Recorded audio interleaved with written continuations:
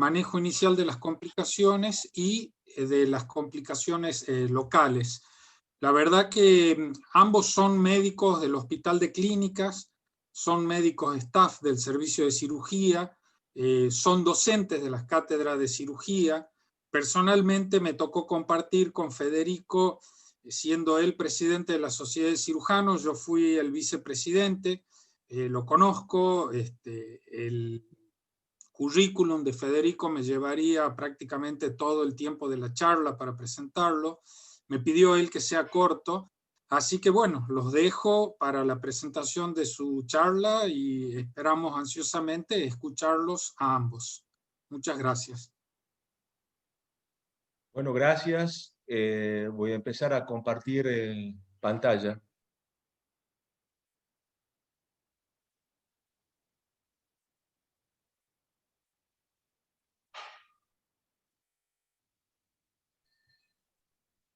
¿Se está compartiendo, Juan Cruz? Sí, perfecto.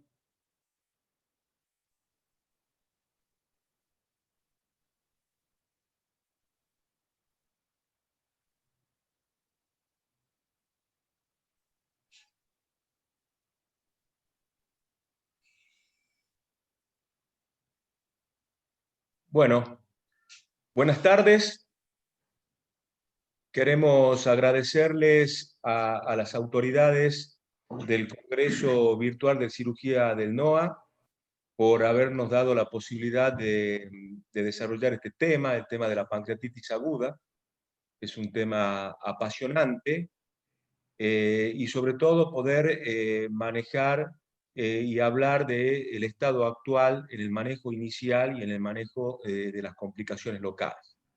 En los últimos años ha cambiado mucho el manejo inicial y de las complicaciones locales debido al mejor conocimiento de la fisiopatología en la pancreatitis aguda, al soporte nutricional oportuno, al arsenal terapéutico que disponemos en este momento, al correcto uso de los antibióticos, como así también a las modernas técnicas mínimamente invasivas para el manejo de las complicaciones locales. Durante esta charla vamos a tratar de desarrollar estos ítems, hablar de los criterios, cómo hacemos diagnóstico de pancreatitis aguda, qué utilidad tienen los criterios pronósticos y qué clasificaciones nuevas de gravedad en pancreatitis aguda disponemos actualmente. En el manejo inicial trataremos de abordar cuáles son los interrogantes actuales para el manejo inicial de esta patología, sobre todo en las primeras 72 horas, y en el manejo de las complicaciones locales, cuáles son los tipos de colecciones pancreáticas y peripancreáticas, a qué denominamos el enfoque multimodal en la necrosis pancreática infectada, y cuáles son los tiempos y los tipos de necrosectomías. Podemos definir a la pancreatitis aguda como el proceso inflamatorio agudo del páncreas, con un comportamiento dinámico y variable que reviste un compromiso local y sistémico. Esta es la definición del Club del Páncreas de la República Argentina.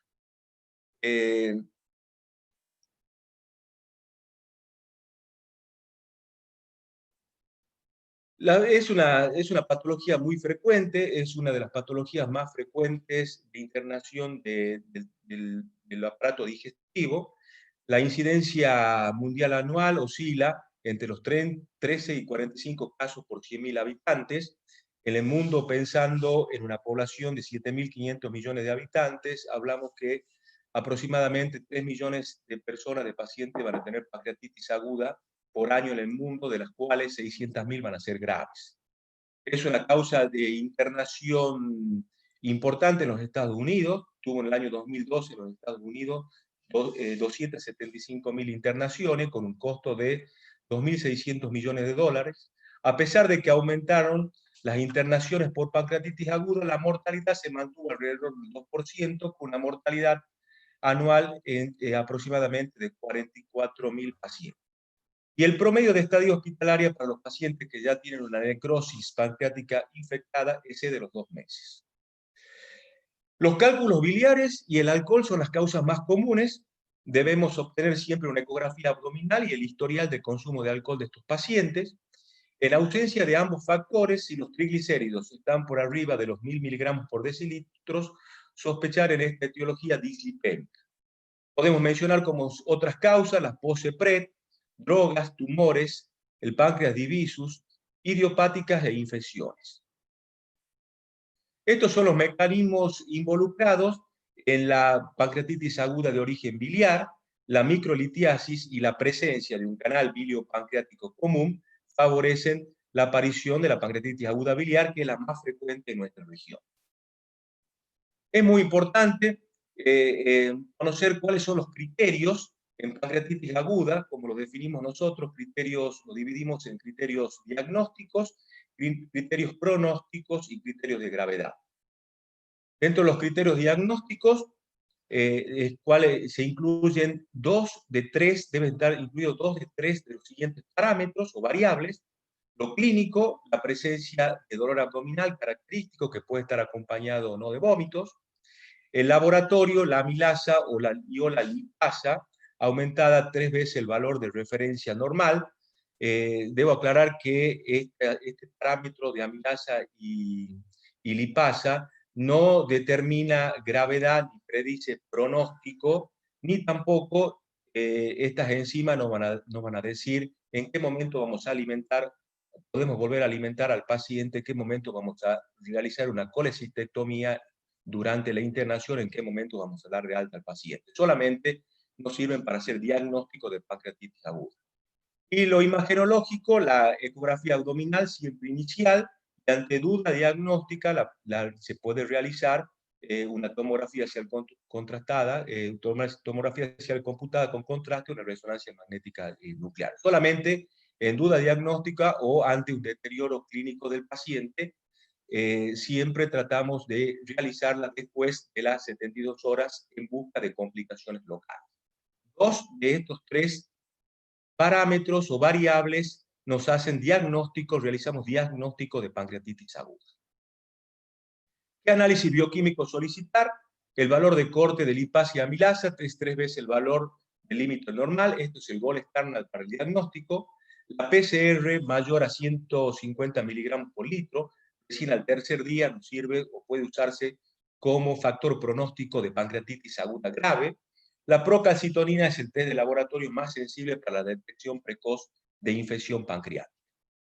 ¿En qué momento, qué imágenes pedir y en qué momento? La ecografía para confirmar etiología biliar en busca de coledocolitiasis. Acá a la izquierda, una ecografía con una vesícula de una colestitis aguda, con una vesícula de paredes engrosada, con 2 cálculos de bacinete, y a la derecha, una ecografía de un páncreas heterogéneo, aumento de tamaño con una colección anecoica correspondiente a una colección líquida pancreática. La tomografía axial computada, contrastada y la resonancia magnética nuclear, inicial, como dije anteriormente, solo si hay duda diagnóstica. Si ya tenemos los 2 primeros criterios, o variables, lo clínico y el laboratorio, ya no hacen falta estos estudios imagenológicos, o también se la puede solicitar si el paciente no mejora en las primeras 72 horas. Se debe repetir según la evolución clínica del paciente. En la izquierda, una tomografía donde se puede ver un aumento de la glándula pancreática con colecciones, sobre todo a nivel de la cabeza y de la cola, laminares, que se tienen hacia la fascia pararrenal anterior izquierda, la tomografía computada, y a la derecha corresponde a la resonancia al mismo paciente con colecciones peripancreáticas. La colangioresonancia y la ecoendoscopía, solo para buscar cálculos ocultos en la vía biliar. A la izquierda pueden ver una colangioresonancia con una vía biliar dilatada, sobre todo extrahepática, con una imagen de el tercio distal que corresponde a un lito, y a la derecha una ecoendoscopía con un cálculo en el tercio distal de la vía biliar. Es muy importante saber diferenciar estas 2 terminologías que a veces se confunden. Diferenciar lo que es pronóstico de lo que es gravedad. Pronóstico son los factores que predicen la aparición de un determinado evento de pancreatitis aguda. que la pancreatitis aguda puede ser leve o potencialmente grave. O sea, podemos utilizar numerosos scores para ver cuál va a ser el futuro de ese paciente que ingresó con un diagnóstico de pancreatitis, con algún score, cuál va a ser el futuro, si va a desarrollar o no puede desarrollar formas graves o ataques graves. Lo tenemos que diferenciar, tenemos que diferenciar la terminología pronóstico de la de gravedad. En la de gravedad ya está la presencia del evento, o sea que el paciente ya está con una pancreatitis aguda. Tenemos que determinar la intensidad del ataque. Si ya estamos en el presente, si esa pancreatitis aguda es leve, moderada o grave, y ya veremos cuáles son las clasificaciones que se utilizan actualmente para evaluar criterios de gravedad. Entonces, los criterios pronósticos nos permiten separar las formas leves de las potencialmente graves, no de las graves, porque ya si sabemos que va a ser una pancreatitis aguda grave, no tiene sentido un criterio pronóstico, sino de aquellas que pueden ser potencialmente graves, o sea que la utilidad que tienen los criterios pronósticos es la detección precoz de las formas graves. Y de esta manera, realizar un rápido acceso del paciente a UTI, una terapia específica de órganos, de fallas de órganos, sobre todo el sistema renal, cardiovascular y respiratorio, y de esta manera realizar una reanimación temprana y adecuada. Existen numerosos criterios pronósticos. El gran problema que tienen los criterios pronósticos es la baja exactitud. Como pueden ver en la segunda columna, la mayoría de estos criterios pronósticos tienen un valor predictivo negativo elevado. O sea, cuando dicen que van a ser formas leves o ataques leves, terminan siendo ataques leves. Pero como pueden ver en la primera columna, tienen un bajo valor predictivo positivo, o sea, cuando se dice que el paciente, cuando informan estos criterios que el paciente puede tener ataques graves, estos pacientes no terminan desarrollando ni complicaciones sistémicas ni complicaciones locales. Pero creemos que estos criterios, la utilización de los criterios pronósticos es de gran utilidad, ya que la suma de estos criterios pronósticos nos permiten aumentar el valor predictivo positivo. Lo que nosotros recomendamos es al inicio utilizar el criterio pronóstico VISAT, es un criterio de índice pronóstico de severidad de pancreatitis, que es específico para pancreatitis, puede ser realizado a la par de la cama del paciente, tiene dentro de este criterio pronóstico estas cinco parámetros o variables, dentro de las cuales está incluida la presencia de CIES. Se considera un paciente con pancreatitis grave si tiene un VISAT más de 3. Para evaluar la disfunción orgánica o la falla de órganos, recomendamos la utilización del score pronóstico de Marshall modificado, que evalúa la función respiratoria, renal y cardiovascular. Un score de al menos 2 en cualquiera de los sistemas define la presencia de falla orgánica. Estas fallas orgánicas, deben recordar, que pueden ser transitorias cuando duran menos de 48 horas o fallas orgánicas persistentes cuando la duración de las mismas es de mayor de 48 horas. Para la evaluación de las complicaciones locales utilizamos el índice de severidad tomográfico. Acá pueden ver a la izquierda una tomografía con un agrandamiento pancreático y alteración de la grasa peripancreática, y en la imagen de la derecha cómo se ve el páncreas, una tomografía contrastada en las áreas de necrosis que ya tienen una mala perfusión o sin perfusión de contraste en la zona donde hay necrosis pancreática. Con esto podemos decir que ningún criterio pronóstico es gol estándar. Quizás los más útiles son el VISAT, como dije anteriormente, por su simpleza y capacidad para predecir severidad, falla orgánica y mortalidad, y el Apache 2 también, que tiene la misma sensibilidad y especificidad que el VISAT, pero es más difícil y más engorroso el sistema de puntuación Apache 2. Este es el algoritmo que utilizamos en nuestro servicio, una vez que ya realizamos el diagnóstico de pancreatitis aguda, para la utilización de los criterios pronósticos. En una primera fase, la fase de admisión, utilizamos el score VISAT. Si el VISAT es menos de 3, el paciente pasa a la sala. Si tiene un VISAT más de 3, va a UTI. Una vez que el paciente, si tiene un VISAT menos de 3, pasa a la sala. Y estando en la sala, se lo evalúa con CIRS. Si este CIR da un puntaje igual o mayor a 2, ya se evalúa el pase a UTI. Y tanto las complicaciones locales, todas las complicaciones locales, tanto en la sala como en UTI, se evalúa mediante el índice de severidad tomográfica, y las fallas orgánicas mediante el sistema de score de Marshall modificado. Una vez que el paciente ya ingresa a UTI, en el ingreso se le realiza un Apache 2 y el seguimiento, ya los terapistas lo manejan mediante seguimientos diarios con score de SOFA. Que aparte de tener las variables que tiene el Marshall, que es la evaluación del sistema respiratorio, renal y cardiovascular, evalúa las plaquetas, la función hepática y el deterioro mental del paciente. Ahora, ya habiendo hablado de lo que es cómo se realiza el diagnóstico y qué utilidad tienen los criterios pronósticos, tenemos que hablar de los criterios de gravedad. ¿Para qué nos sirven los criterios de gravedad? Para conocer la evolución final del paciente y poderlos categorizarlos. Acá hay dos clasificaciones nuevas, o relativamente nuevas, que es la revisión de la clasificación de Atlanta, del 2012, que lo clasifica a la gravedad en pancreatitis aguda leve, moderadamente grave y grave, y la clasificación basada en determinantes locales y sistémicos del 2013, que la clasifica en leve, moderada, grave y crítica. Los factores que determinan la gravedad en un paciente con pancreatitis aguda son dos. La disfunción multiorgánica, que puede ser transitoria o permanente, si dura menos o más de 48 horas, y la presencia de necrosis pancreática, que puede ser estéril o infectada.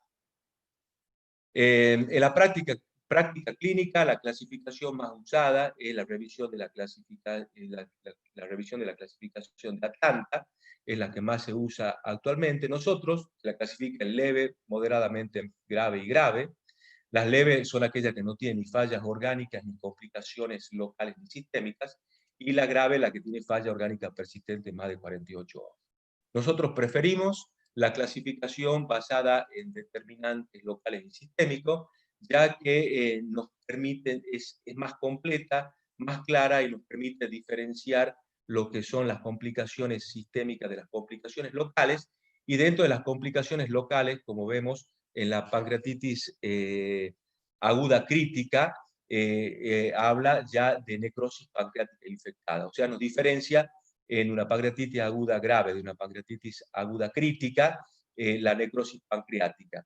Si está o no infectada, si es estéril o está infectada, y si hay fallas orgánicas persistentes o transitorias.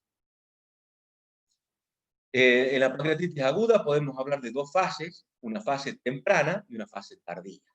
La fase temprana es aquella que involucra la primera semana, en la que está caracterizada por inflamación sistémica y disminución del sistema inmune, y la fase tardía aparece después de la primera semana, que es la que está caracterizada por complicaciones locales y sistémicas, y que ocurre en un tercio del paciente.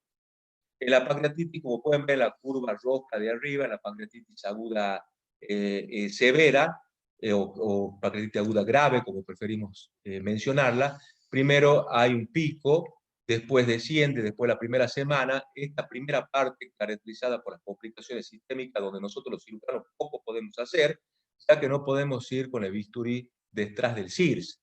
Después de la primera semana, ya puede haber un nuevo ascenso. Esta curva describe los pacientes con pancreatitis aguda grave, puede haber un ascenso y aparecer las complicaciones locales, que dentro de las complicaciones locales las que más determinan gravedad es la necrosis pancreática, y sobre todo la necrosis pancreática infectada. Si ustedes pueden ver acá en la curva de abajo, la pancreatitis aguda leve inicia con algunas manifestaciones de CIR al principio, en la primera semana, y luego ya tiende a disminuir el ataque. Entonces, afortunadamente, podemos decir que los ataques de pancreatitis agudo, el mayor porcentaje, en un 20%, son graves, en el 80% son leves, y de estos los ataques graves, estos ataques graves tienen una mortalidad cercana al 40%. Lo importante en el manejo inicial es definir si el paciente al ingreso va a ir a UTI o va a ir a sala. Ya vimos el algoritmo anteriormente de qué scores o qué criterios pronósticos utilizamos, y los interrogantes actuales para el manejo inicial en pancreatitis aguda son estos. Primera pregunta: ¿cómo hidratar al paciente? Es muy importante la terapia hídrica. Se indica hidratación parenteral temprana para optimizar la perfusión tisular sin esperar el agravamiento hemodinámico del paciente. Debe reevaluarse frecuentemente el estado hemodinámico del paciente para evitar sobrecargas. No tiene que ser una terapia agresiva ni escasa. Tiene que ser una terapia hídrica guiada en objetivo. ¿Y cómo la guiamos en objetivo? Mediante el monitoreo de parámetros clínicos y bioquímicos. De elección, utilizar cristaloides isotónicos, como ser el rinque lactato, entre 2,5 litros y 4 litros por 24 horas al inicio. ¿En qué momento alimentar al paciente y por qué vía? En un primer momento se utilizaba el reposo intestinal, o sea, el nada por boca. Se creía que esto no alimentar al paciente al inicio no estimulaba la zona gatillo del páncreas. Ahora esto ha cambiado y se pasó del reposo intestinal a la estimulación intestinal temprana, precoz, para de esta manera mejorar el trofismo intestinal y disminuir la aparición de complicaciones locales sépticas, como ser la necrosis pancreática infectada. Entonces se recomienda nutrición enteral para prevenir la falla intestinal y las complicaciones infecciosas. La nutrición parenteral total debe evitarse. Puede utilizarse con seguridad tanto la alimentación por sonda nasoyeyunal o nasogástrica. ¿Se deben dar antibióticos en forma profiláctica? La profilaxis antibiótica no se asocia a una disminución significativa en la mortalidad ni en la morbilidad. No se recomienda actualmente la profilaxis antibiótica de rutina. A partir del año 1993, los trabajos de Pedersoli, utilizando antibióticos con penetrancia pancreática como el imipenem, habían demostrado.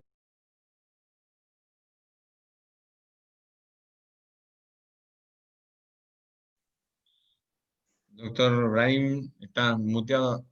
Sacate el mute, por favor. Está en 25 minutos ya.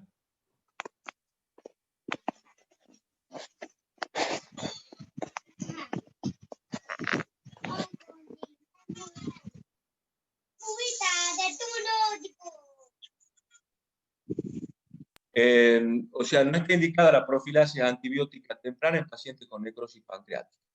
¿Cuáles son los criterios para iniciar el tratamiento temprano? Nuevo desarrollo de cirrosepsis, infección pancreática o peripancreática demostrada, o aumento de la proteína C reactiva o sospecha clínica de infección.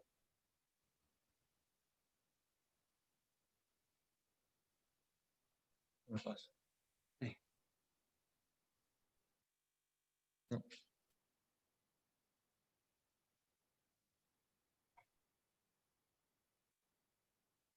Con respecto al manejo del dolor, no hay evidencia sobre restricciones de ningún analgésico. Se pueden utilizar AINES y opioides. Antes se creía que los opioides no se debían utilizar porque estimulaba la zona gatillo a nivel de la papila. Hoy se puede utilizar AINES y opioides, y los AINES no están indicados cuando el paciente tiene una insuficiencia renal aguda. Con respecto a los inmunomoduladores, se utilizaron el gabesato, que es una antiproteasa, inhibidores de la secreción pancreática como el otrioide, y anti-interleuquinas como el lesipafán. La utilización de estos inmunomoduladores demostraron que no disminuyen ni la morbilidad ni la mortalidad en los pacientes con pancreatitis aguda. Cuando realizar la colecistectomía, sobre todo laparoscópica, en pancreatitis aguda leve se recomienda la colecistectomía laparoscópica durante la internación, y en las pancreatitis aguda moderada y grave cuando resuelven las complicaciones sistémicas y locales.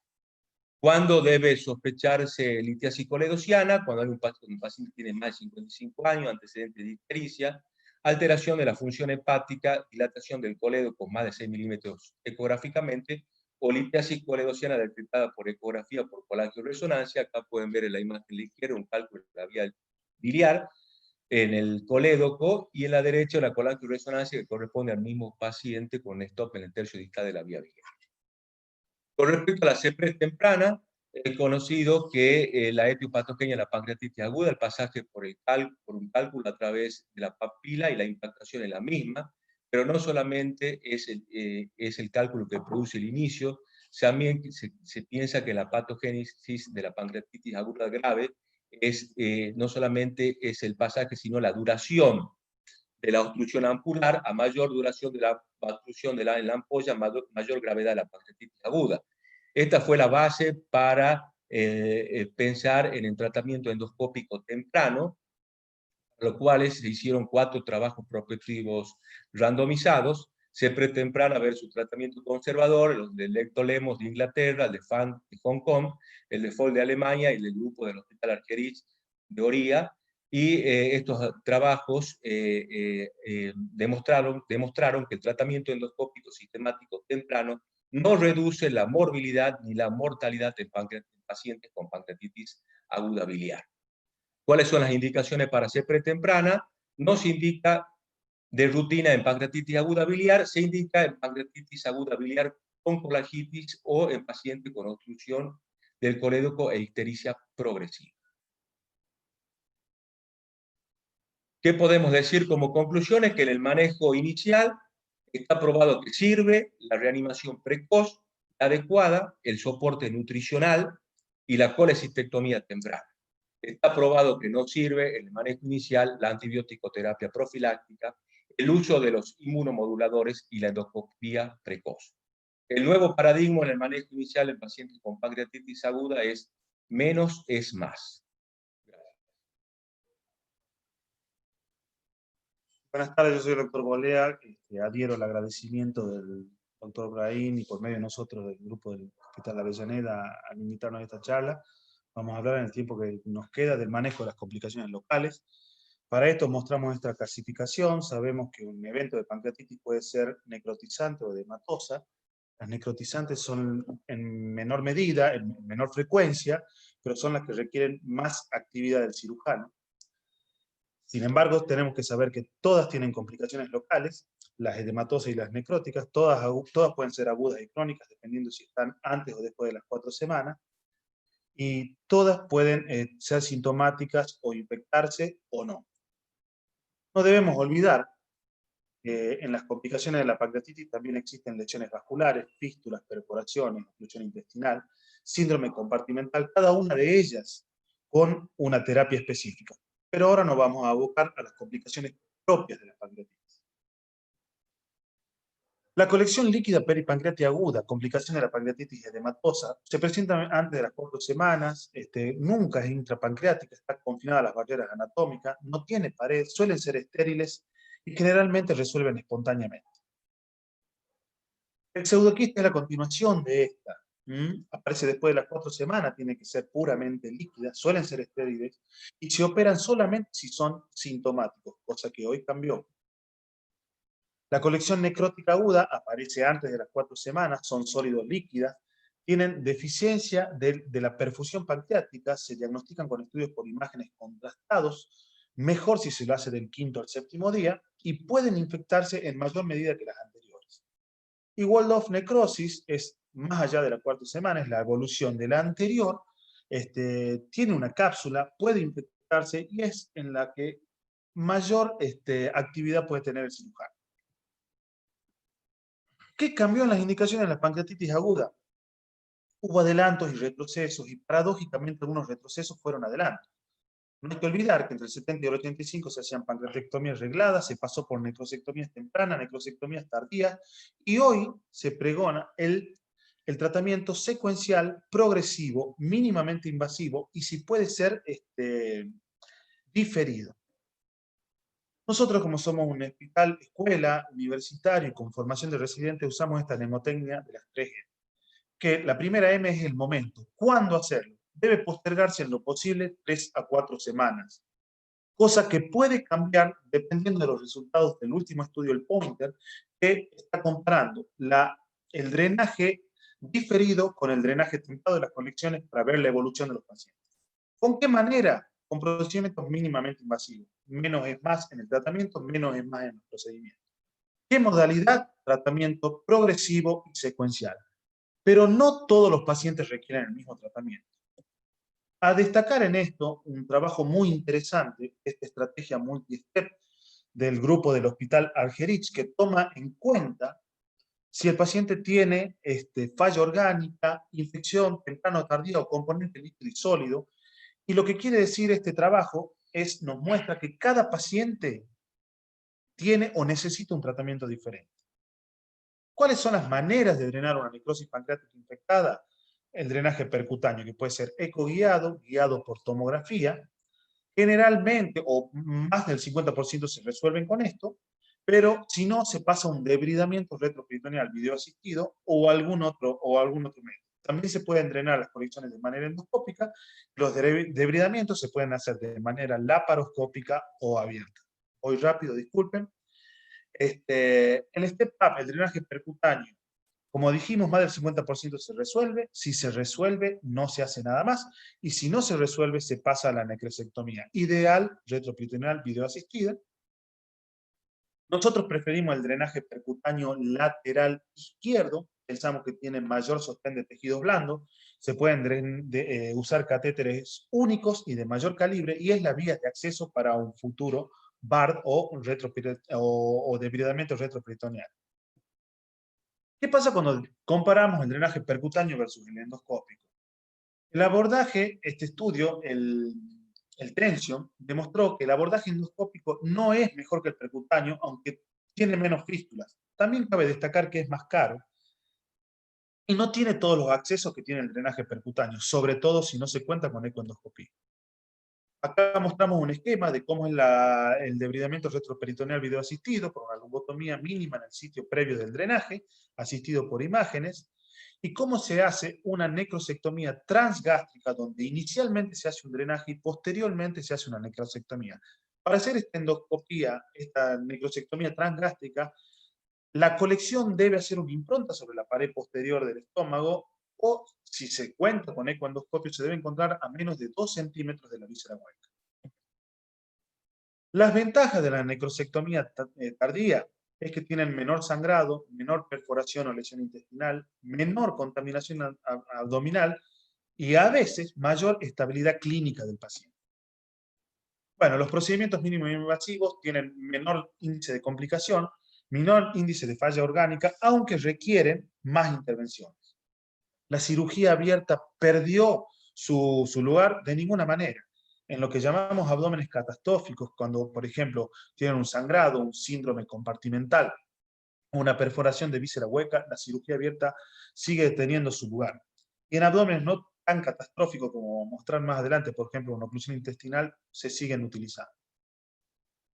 En definitiva, ¿qué no hacemos nosotros? Una bacteriología con aguja fina sistemática, un drenaje percutáneo a toda colección, no hacemos necrosectomías tempranas y no hacemos siempre el mismo tratamiento al mismo paciente. O sea que hacemos una bacteriología selectiva, o sea, si la clínica o la merita, se pone un drenaje percutáneo. Con el drenaje puesto se hace bacteriología del líquido que se obtiene. Drenar según la clínica del paciente, diferimos la necrosectomía y adecuamos las herramientas que tenemos para lo que necesita el paciente. Pasamos rápido a otras complicaciones, que son los pseudoquistes. Esto es conocido y también para discutir. Cuando el extremo caudal de pseudoquistes no va más allá de la curvatura mayor, se hace una quistogastroanastomosis, y cuando va más allá de la curvatura mayor, se hace una quistoyeyunoanastomosis. Conclusiones, volviendo a la necrosis, que tiene, como digo, más tema de discusión. La necrosis complicada tiene una alta mortalidad y peor aún cuando se asocia a falla orgánica múltiple. El step-up debería ser siempre el tratamiento inicial. No siempre es necesario remover necrosis. Cuando es necesario hay que diferir el mayor tiempo posible. Las necrosectomías mínimamente invasivas mostraron mejores resultados. El abordaje endoscópico y percutáneo son similares, con las diferencias de las que ya hablamos. Se debe adaptar el abordaje a cada paciente. Tengo unos videos, Juan Cruz, si tengo tiempo, de unos pacientes que hicimos en el último tiempo. Estamos muy ajustados con el tiempo, ya quedan 5 minutos para los comentarios, si querés, algo así muy rápido, pasalo. Bueno, este Pero es un ya paciente, estamos jugados. pido disculpas, un paciente de 58 años que evolucionó con pseudoquiste. El pseudoquiste atraviesa la curvatura mayor, se le realizó una quisto-yeyuno anastomosis en Ider-Rux, lateral. Mostramos la apertura del pseudoquiste a través del mesocolon transverso y con una Ider-Rux, una anastomosis lateral, manual, obviamente lateral al quiste y lateral al intestino, en 2 planos. Voy rápido, se muestra el pie de la Ider-Rux y se muestra la colecistectomía, porque la paciente no estaba colecistectomizada, la paciente se va de alta al 3er día. Otro paciente de 58 años, que mostramos otra causa, 58 años, 58 años,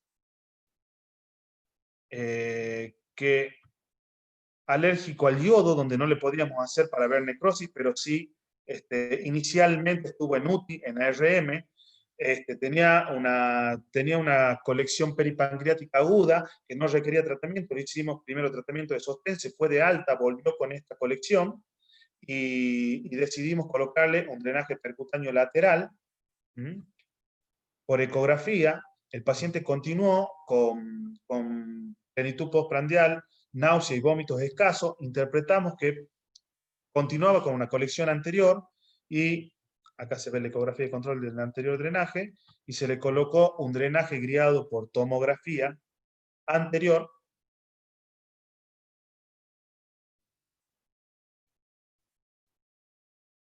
Acá se ven los 2 drenajes, el paciente evolucionó favorablemente, se otorgó el alta, pero a los 60 días ingresó con un abdomen agudo oclusivo. Como todavía no estaba colecistectomizado, se le hizo una laparoscopía y colecistectomía y tenía una adherencia firme a una zona de necrosis en el mesocolon transverso, por lo que se le hizo una laparotomía mínima por el riesgo de perforación inadvertida, estaba muy adherido y el paciente evolucionó favorablemente y se otorgó el alta. Perdón la velocidad con la que lo presenté.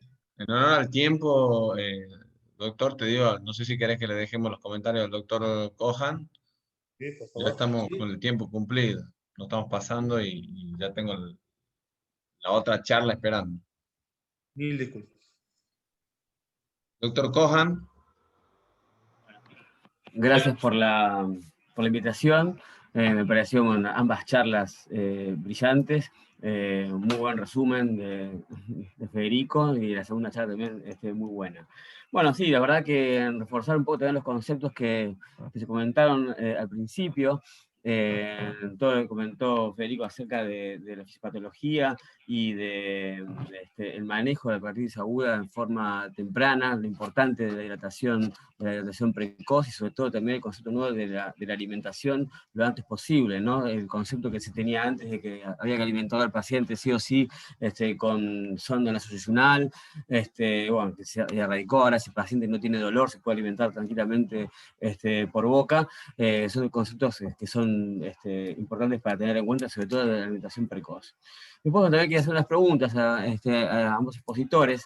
Preguntarle también a Federico si él cuenta en su centro tanto con tomografía como con resonancia, qué método prefiere él para hacer el diagnóstico de las complicaciones en forma temprana, si tienen preferencia por algún método o no. Y también quería hacer comentarios acerca de la segunda parte de las complicaciones. Coincido con todo lo que se comentó.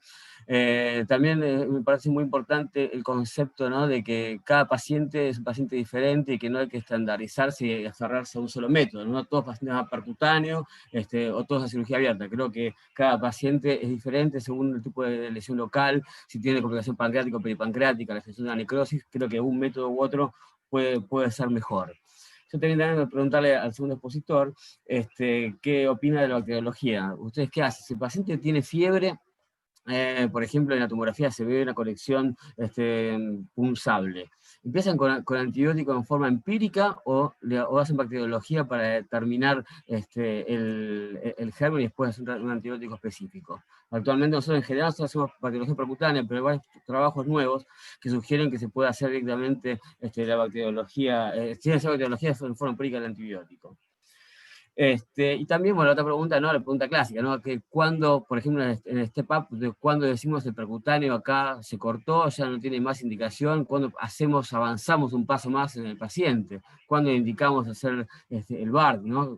No demorarnos demasiado, no hacerlo muy temprano. También preguntar de los pacientes que tienen una cantidad de necrosis muy extensa, paciente que tiene más del 50% de necrosis y tiene poco componente líquido. ¿Ese paciente se beneficia con un percutáneo de entrada o ese paciente tiene una alta chance de ir a cirugía? Nosotros pensamos que, sí, que quizás mi opinión es que si el paciente tiene mucha cantidad de necrosis y poco componente sólido, quizás el percutáneo tiene más chance de fracaso. También otra pregunta que quería hacerles, perdón, las preguntas rápidas por razón del tiempo, es, cuando tenemos un paciente que tiene una Waldorf necrosis, ¿qué se prefiere? ¿Si el abordaje endoscópico o el abordaje también laparoscópico tiene alguna indicación? Lo mismo, si el paciente tiene mucha cantidad de necrosis, la endoscopía quizás requiere varios tratamientos endoscópicos seriados, en cambio quizás la laparoscopía tendría la ventaja de hacer en un solo tiempo todo el tratamiento. Y bueno, y la última pregunta también a Federico es ¿en qué momento realizar la colecistectomía? Si hacerlo en forma muy temprana, si hacerlo a las 48 horas, o esperar un poco más, a ver cómo se encuentra el paciente, y hacerlo un poquito más tardía. Así que bueno, nada, agradecerles la invitación y felicitarlos a ambos por la realmente buena exposición que nos dieron. Gracias, Gustavo. Te contesto las dos preguntas. Preferimos la colecistectomía temprana durante la internación, en pancreatitis aguda leve siempre, entre el 4º y el 5º día de internación. Y con respecto a la imagenología, preferimos la TAC, la tomografía con contraste ante la resonancia. Disponemos en el hospital de tomógrafo y no de resonador. En este paciente, por ejemplo, alérgico al yodo, o en algunos casos específicos, una mujer embarazada, hacemos resonancia. Pero preferimos la tomografía computada con contraste. Lo dejo a Pablo. No sé si te contesté las preguntas. Sí, Federico, sí. Hola Gustavo, muchas gracias. Bueno, nosotros en las etapas tempranas, si tiene fiebre, no le hacemos bacteriología percutánea, le hacemos tratamiento empírico. De hecho, en este paciente que presenté era alérgico al yodo, tenía colecciones no localizadas y con un equipo multidisciplinario le hicimos una tomografía con yodo, le hicimos la tomografía primera sin yodo y la segunda con yodo se la hicimos porque el paciente estaba intubado y si se complicaba el tratamiento era intubarlo y ya lo estaba, entonces le hicimos una tomografía con yodo que vimos que no tenía mucha necrosis y que la colección era por las correderas anatómicas, entonces decidimos hacerle tratamiento médico, tenía un hemocultivo positivo, sí, y mejoró. Pero bueno, después se organizó la